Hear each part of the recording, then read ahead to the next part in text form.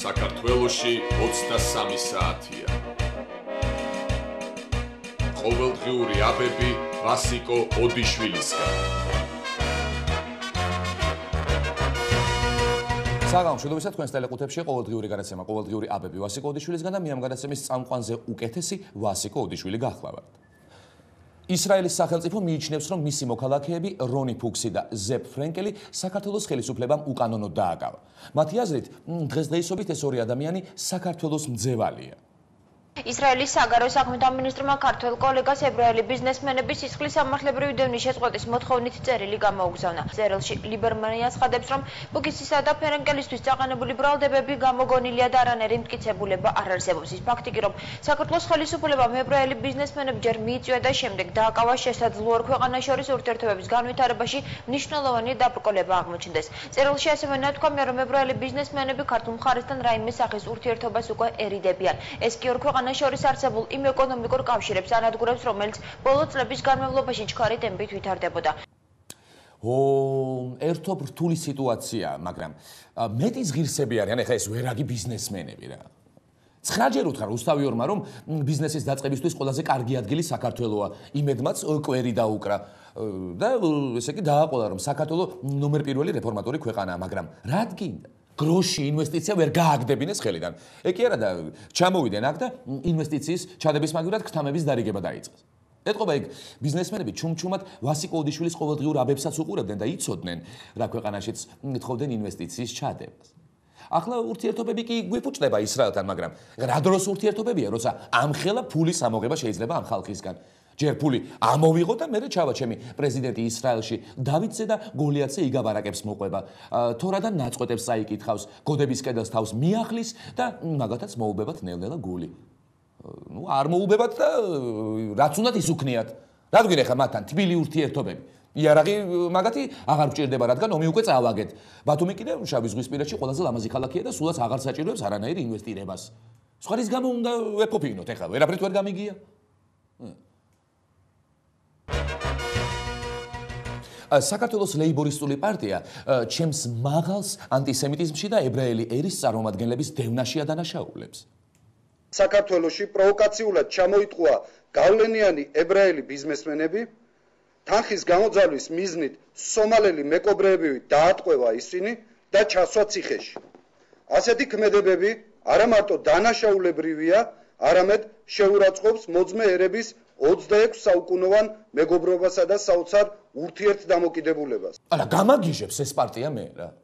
ვერ გავიგე, ვისკენ ხარ თქვენ ხალხო? იცით ახლა რა ქენით თქვენ? იცით ახლა ეგ მაღალი რას იზამს? იმის დასამტკიცებლად, რომ ანტისემიტი არ არის? რას და ადგება და ყველას განურჩევლად ეროვნული კუთვნილებისა გვაშიმშილებს და აგვიტყავებს ბეჭებს დუბინკებით. მე ისევ განურჩევლად შეკვრის სატუსაღოში და იქიდან მანამდე არ გამოგვიშვებს, სანამ გვარიან ფულებს არ დავცინცლავს. ამ ყველაფერს რომ მოათავებს, მე სუსტის კასის წარმომადგენლებსაც იგივეს უზავს. ღმერთი რომ არ გაუწყლეს ვინმეს და გენდერული ბალანსის და ქალთა უფლებების დარღვევაში არ იქნეს შემჩნეული. აი ასე, ჭეშმარიტი დემოკრატიული მეთოდები დაამტკიცებს ჩემი მაღალი, რომ არც ანტისემიტია და არც კაცმოძულე და ზოგადად გმობს რასობრივ, სქესობრივ, ეროვნულ და რელიგიურ დისკრიმინაციას. წარმოშობით ჰოლანდიელები, სამხრეთ აფრიკელი ფერმერი ბურები უკვე უმზერენ და თვალს ავლებენ ჩვენს ნოყიერ მიწებს. აფრიკელი ფერმერები საქართველოში სასოფლო სამეურნეო მიწების შესასწავლად ჩამოდიან. ისინი სახელმწიფოს ხარჯზე ქირით ცხოვრობენ. ოპოზიციური პარტიების წარმომადგენლების თქმით, ბურების ჩამოსაყვანად ხელისუფლება ყველანაირ პირობას ქმნის. მათი ინფორმაციით იგეგმება აფრიკელი ფერმერებისთვის მიწების გადაცემაც. ეგრეთ წოდებულ აფრიკანერების ჩამოსახლების და მათი საქმიანობის შესახებ კომენტარის ჩაწერა ვერ მოხერხდა ხელისუფლებაში. ოპოზიცია კი ბურების ჩამოყვანის ფაქტს ქვეყნის წინაშე დანაშაულად აფასებს. რემბრანტი და ვან გოგი ალაზნის პირას მოდიან. ერთმანეთს ეუბნებიან, რომელი მხარეს ჯობია. რას ამბობ, ბიჭო ვან გოგ, მაგრანის ტყე სჯობია. აი ასე არჩევენ ჩვენს ტერიტორიაზე ბურები მიწებს. როგორც ყველამ კარგად ვიცით, 40,000 ოჯახის ჩამოსახლებას აპირებენ საფერმეროდ. მე გეტყვით, ჩემო ბურებო, სად არის საუკეთესო მიწები ჩვენს ტერიტორიაზე? ჩვენ ქართველები დიდი გამჭრიახი ხალხი ვართ და რამდენიმე წლის წინ სპეციალურად შავი დღისთვის, ანუ გაჭირვებისთვის და შიმშილისთვის გამოყავით ორი ყველაზე ნოყიერი მიწა: აფხაზეთი და სამხრეთ ოსეთი. ამ ტერიტორიებზე შესანიშნავი ნიადაგია ნედლეულის მოსაყვანად. მიწა ნოყიერია, მინდვრები მუდმივად ირწყვება, მაგრამ ალბათ არ მოგეწონებათ, როდესაც ნათესებზე სასუქს ზემოდან სუ 25-ები მოაყრიან და ამ ადგილებს დაიწუნებთ. ამიტომ სხვა გამოსავალი უნდა ვნახოთ. კახეთი ის ადგილია, რომელიც თქვენ მოგეწონებათ, მაგრამ არა, კახელებს მძიმე ხასიათი და ცუდი სიმთვრალე აქვთ. ვერ შეეწყობით მანდაურობას, ხო? ამიტომ სამცხე ჯავახეთი არა, ეგ მიწები უკვე სხვებს აქვთ ათვისებული და ისინი ფერმერობენ. აჭარა, მგონი აჭარა ყველაზე ხელსაყრელი თქვენთვის, თუმცა აჭარა პრეზიდენტს სჭირდება და ვერ დაგითმობთ მაგ მიწებსაც, ხო, მოკლედ არ გვაქვს სხვა ადგილი, თქვენ რომ დაგასახლოთ. და აი, აგერ დამაჯექით, კი თუ გნებავთ, აგერ. თუ არა და აგერ დავაჯექით მაშინ. სხვა გამოსავალი და სხვა ადგილი თქვენთვის ვერ მოიძებნება. 9 ქვეყნის ლიდერი ლონდონში მინი ნატოს შექმნის შესახებ იმსჯელებს. სტატიას ამ სახელწოდებით საინფორმაციო სააგენტო IPN გაავრცელებს. არაჩვეულებრივი. ფრიად სასიხარულო ინფორმაცია ჩემი მაღალისთვის. სასწრაფოდ უნდა შევატყობინო, დარწმუნებული ვარ, გაიგებს თუ არა ამ ხელა ამბავს, მაშინვე რამე სამედიცინო ლაბორატორიაში გაიქცევა. საკუთარი თავის კლონირებას მოახდენს. პატარა მინი მეს გააკეთებს და ის მინი მე ამ მინი ნატოს ჩამოახევს კალთებს. დაუწყებს ხვეწნას ჩქარა ნატოში მიმიღეო ის მინი ნატოც ჩვენ მინი მაპზე უკეთეს გადმოგცემს. მერე ეს მინი ნატო ვინმე ბიძიას აუხირდება, წამოიწყებს ბრძოლას და თავის 4 კაციან მინი არმიას გადასხავს მის ტერიტორიაზე. რა თქმა უნდა, იმ 4 კაციან ლაშქარშიც 3 ქართველი მინი ჯარისკაცი იქნება. მერე გამოვა ჩვენი პარლამენტის საგარეო საქმეთა ურთიერთობათა კომიტეტის თავმჯდომარე აკობინაშვილი და იტყვის, რომ მინი ნატო და საქართველო დიდ როლს ასრულებენ მსოფლიო წესრიგის დამყარებაში. აკობინაშვილი თავის მხრივ იმიტომ ითავსებს ამ საქმეს, რომ ის ისედაც ასაკით და გაქანებით მინია და ახალი მინი კომიტეტის მინი თავმჯდომარის შესაქმნელად ფული აღარ დაგვეხარჯება. ვიშ, რა კარგია მინი ნატო. ეგ უეჭველად მიგვიღებს თავის რიგებში, ხო? 1 თებერვლიდან საქართველოს ჯანდაცვის მინისტრის ბრძანებით ქართულ აფთიაქებს შიდა და გარე პერიმეტრზე ვიდეო კამერების დამონტაჟება დაევალებათ.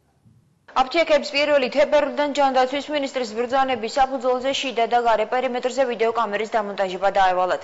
მინისტრის ბრძანებას დღეს 17 არასამთავრობო ორგანიზაცია აპროტესტებს ვიდეო კამერების მონტაჟის საფასური აფთიაქების მეპატრონებმა უნდა დაფარონ, რაც არასამთავრობოების გათვლებით დაახლოებით 7000 ლარამდეა. მიგვაჩნია, რომ აფთიაქებში თვით ვიდეო მეთვალყურეობის სისტემების დამონტაჟება ექსპლუატაცია წარმოადგენს საქართველოს კონსტიტუციის მე-20 მუხლითა და ადამიანის უფლებათა და ძირითად თავისუფლებათა დაცვის ევროპული კონვენციის მერვე მუხლით დაცული პირადი ცხოვრების პატივისცემის უფლების შეზღუდვა. აი, მე პირადად არ მანაღლებს ამ კამერების დამონტაჟების საკითხი.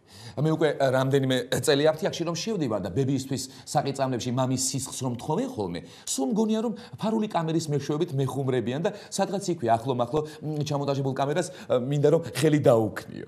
ეგ საზოგადოების დანარჩენმა ცუდი იუმორის მქონე პირებმა იდარდონ, თორე მე რა? ისე მე ამ ჩემი მთავრობისაც მესმის. ისე ჩვენი კეთილდღეობისთვის გვაკვირდებიან. ხომ უნდა იცოდენ ამ პატიოსანმა ხალხმა, რით სუნთქავენ ჩვენი ასთმიანები და რა ტკივათ ჩვენს რადიკულიტიანებს. ასე დაგვაკვირდებიან და შეისწავლიან ჩვენს ჯანმრთელობას, თუ ფიზიკურ მზაობას. მერე იმსჯელებენ ამ საკითხზე იკამათებენ და ისევ ჩვენი ჯანმრთელობის გათვალისწინებით მომავალში ისეთ მოდელირებულ ქრონიკას მოგვიმზადებენ, რომელიც გაცილებით ნაკლები ადამიანის სიცოცხლეს შეიწიროს. ახლა აბების ეთერში რეკლამიცინის მიღების დრო. რეკლამიცინი ჩვენს ეთერში. მიხეილ სააკაშვილი, რომელიც ავლაბრის რეზიდენციაში მიხეილ აღმაშენებლად არის ცნობილი, ქვეყნის გადარჩენის მიზნით აგრძელებს ქვეყანაში უცხო ტომელთა ჩამოსახლებას. ისწავლეთ ინგლისური ჩამოსახლებული პედაგოგებისგან და ნეტავით თქვენ და ბურებს ყანები მოგცათ ზიანი. მიხეილ აღმაშენებელი, ფეხი დაადგით, გულზე მაინც დაადგით, იქნებ გაჩერდეს ეს ოხერი.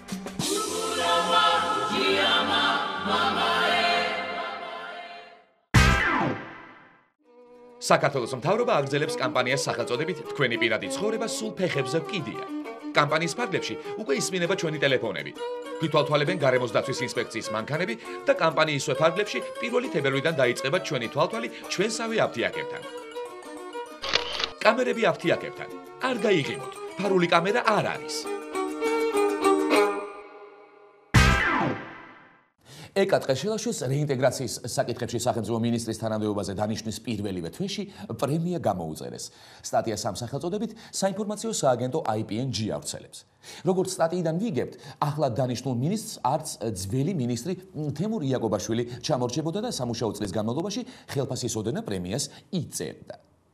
აბა ახლა ვინაა ისეთი ზნედაცემული ადამიანი, რომ თქვას ამ სამინისტროს მინისტრებს პრემია არ ეკუთვნით? კაცი თითო თვეში თითო დაკარგული ტერიტორიის რეინტეგრირებას ახდენდა და უნდა დაუკარგოთ ადამიანს ახლა ეს გარჯა. სწორედ მისი დამსახურება დარუბანდიდან ნიჟნი ტაგილამდე რომ ვართ გადაჭიმულები. თან ისეთი საშინელი სამსახური ქონდა ბატონ თემურს. სამსახურებრივი მოვალეობა აკისრებდა ვალდებულებას, რომ ყოველ დღე რუსეთის აგენტ ვლადიმერ სანაკოევთან ერთად ევახშმა და ნარდი ეთამაშა. მარტო ამ მორალური ზიანის მიყენებისთვის ეკუთვნის მაგაც ფული. განაშეძლებდა ადამიანი უპრემიოთ ამის გაკეთებას. თან მაგ პრემიების უმრავლესობა სახში კი არ მიქონდა. ეგ ფული სულ აფხაზების და ოსების მოსყიდვაში და ჩვენს მხარეზე გადმოყვანაში დახარჯა. გაიხედეთ აგერ თქვენს ფანჯარაში და ნახეთ რამდენი ჩვენს მხარეს გადმოყვანილი აფხაზი და ოსი დადის ჩვენს ქუჩებში. რა, ვერავინ ვერ დაინახეთ? ეთყობა ფარდაგეფარებად. გადასწიეთ. ამაშია, სწორედ საკ. აბა ხალხო, წავიდა გადარჩენისთვის ბრძოლა და ერთმანეთის ჭამა. თემ სოფლიოში უკვე გაძვირდა და კიდევ ძვირდება საკვები. ეკონომიკური პრობლემების გამო საპროტესტო გამოსვლები უკვე დაიწყო ალჟირში, ინდოეთში, მაროკოში, იორდანიაში. მოსახლეობა ხორბალზე, შაქარზე, ხავსზე და ნიორზე ფასების დაწევას მოითხოვს. ექსპერტების გათვლებით მსოფლიოში ინფლაცია ნავთობზე ფასების ზრდამ განაპირობა. ამას სტიქიური უბედურებებიც დაემატა. ერთ-ერთი მთავარი მიზეზი, რის გამოც საკვებ პროდუქტებზე ფასები კატასტროფულად იწევს, მსოფლიო ბირჟებზე სასურსათო საქონლის შესყიდვებზე მაღალი მაჩვენებელია. გადამყიდველები ბირჟებზე პროდუქციას არა მოხმარებისთვის ყიდულობენ, არამედ იმის გათვლით, რომ ფასები გაიზრდება და მეტმოგებას ნახავენ. სხვათა შორის გაძვირებულ პროდუქტებს მსოფლიოში არეულობები და ზოგან მთავრობის შეცვლაც მოხდა. ძალიან გამყირვებია უცხოელების. განაგეთი ღირებულია, ახლა საკვები რომ მანიფესტაციებს მართავთ და ქვეყანაში არეულობებს აწყო. თავარი ხომ სულიერი შიმშილის დაოკებაა და არა ხორციელის. აგერ ჩვენმა ბრძენმა მაღალმა კარგი გამოსავალი ნახა შიმშილის წინააღმდეგ და მთელს ქვეყანას გამოუცხადა გშიათ, მაშინ იცეკვეთ. ხო და ჩვენს ცეკვავთ, ხან ბათუმში, ხან თბილისში. ხშირად ტელევიზიაც ცეკვავს და შიმშილის გრძნობაც უკვალოდ ქრება. მარტო საკვები არა, მედიკამენტები და საწვევით ზვირდება. ამიტომ ავერსი გვეტყვის ცუდად ხარ, იმღერე და დაეხმარე მიუსაფარ ბავშვებს. მოკლედ, ქართველებს ვერ შეგვაშინებს ეგ თქვენი ფასების მატება და შიმშილი. ჩვენ ქართველებს გვჯერა რომ თუ დიდი შიმშილი და უბედურება ჩამოვარდება ქვეყანაში, მაშინ ხსნელად ისევ მიშა მოგვევლინება. გამოვა თავისუფლების მოედანზე, აიღებს ორ თებს და ერთ პურს, გაამრავლებს და დაგვაპურებს. განა ქართველები იმისთვის ვარსებობთ რომ ჭამოთ. არა, ჩვენ იმისთვის ვჭამთ რომ ვიერსებოთ. მიშა!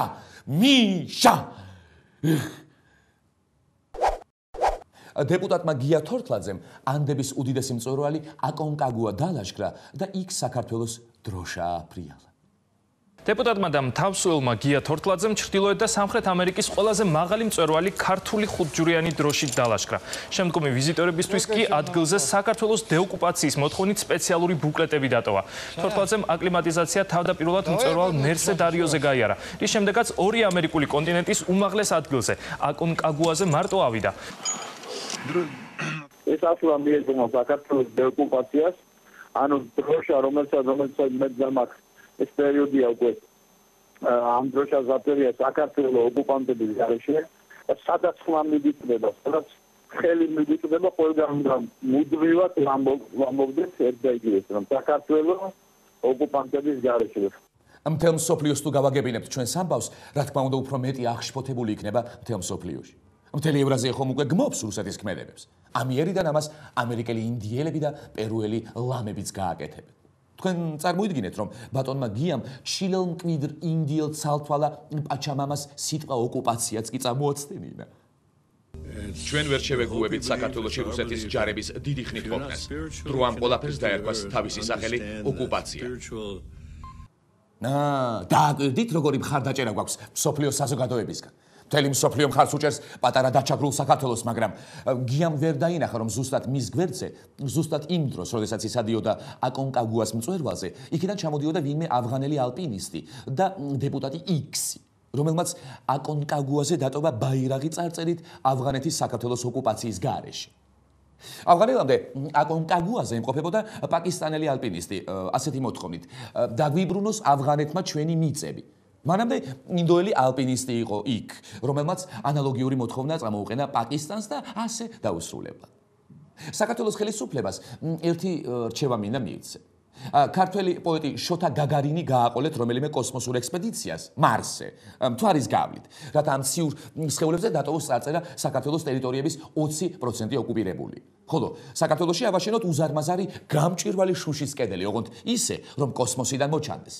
წარწერა ჩინეთის კედლის მსგავსად უნდა იყოს აშენებული და ზედეწეროს საქართველოს ოკუპაციის გარეშე. ეს არის ნამდვილი პროპაგანდა. და არა ის რესტორნის მენიუებში რომ ჩავწერთ ხინკალსა და ქაბაბს შორის საქართველოს ტერიტორიის 20% ოკუპირებულია. ბატონ გიას კიდევ მიმართავ რომ აღარ დაბრუნდეს ქართულ პოლიტიკაში და 1-2 წელი დარჩეს აკონკაგუაზე, რადგან კგბ-ს ალპინისტები არ მიეპარონ მის ნაწერს და არ ამოშალონ აკონკაგუას მკერდიდან. ახლა აბების ეთერს ენამოსლებულ პოლიტიკოსებს ვუთმობ. იცინიან და იცინიან პოლიტიკოსები. მეხუთე ადგილი. ეს საკითხები არის ორ ქვეყანას შორის მიმდინარე საკითხებში ყველაზე წინ წამოსაწევი საკითხები და რასაკვირველია მათში ყველაზე მნიშვნელოვანი როლი უჭირავს ეკონომიკურ და სავაჭრო ურთიერთობებს და ასევე უსაფრთხოების საკითხებს, რომელიც განიხილება მათთან დიალოგში და ძალიან სასიხარულოა, რომ სწორედ ამ მიმართულებით განსაკუთრებული დავალება გაისმა პრეზიდენტ ობამას მხრიდან, რომ განსაკუთრებული ყურადღება მიექცეს საქართველოს პრეზიდენტის მიერ დაყენებულ საკითხებს. მიხაილ სააკაშვილის შეხვედრაზე წამოწევა.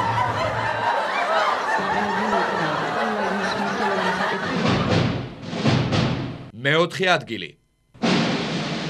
როგორც ნინო კალანდაძემ განმარტა, ქართული მხარე ელოდება იმ რეზოლუციების შესრულებას, რომელიც ევროსაბჭომ მიიღო. მე შეგახსენებთ, რომ სულ მიღებულია 3 რეზოლუცია, რომელიც მიუთითებს ცალსახად რუსეთს, რომ მან აუცილებლად უნდა შეასრულოს აღებული ვალდებულებები და დატოვოს საქართველოს ტერიტორია.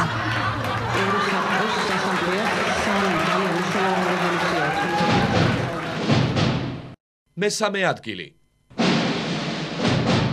ძალიან მნიშვნელოვანი რეფორმები გახორციელდა 2010 წელს. ჩვენ დავაბრუნეთ მოსწავლეების სკოლაში, ჩვენ დავაბრუნეთ საფრთხეობას საჯარო სკოლებში. მეორე ადგილი. სკოლებს ახლა აქვს სათანადო თანხები იმისათვის, რომ გადაიხადონ ხელფასები, გადაიხადონ კომუნალური ხარჯები და კიდე დარჩეს კონკრეტული თანხები იმისათვის, რომ მოახმარონ კონკრეტულ პროექტებს.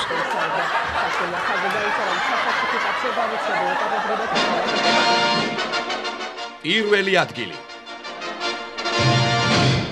ეს ახლა მიეძღვნა საქართველოს დეოკუპაციას, ანუ დროშა, რომელსაც მეძამაქვს ეს პერიოდია უკვე ამ დროშას აფერია საქართველოს ოკუპანტების გარეშე. მეცვა მაისური ასევე შეიძლება საქართველოს ოკუპანტების გარეშე და აქ ყველგან სადაც ხელი მიიწოდა ყველგან სპიკერია მიკროლი საქართველოს ოკუპანტების გარეშე მაისური ასევე შეიძლება საქართველოს ოკუპანტების გარეშე და ყველგან სადაც ხელი მიიწოდა ყველგან სპიკერია მიკროლი საქართველოს ოკუპანტების გარეშე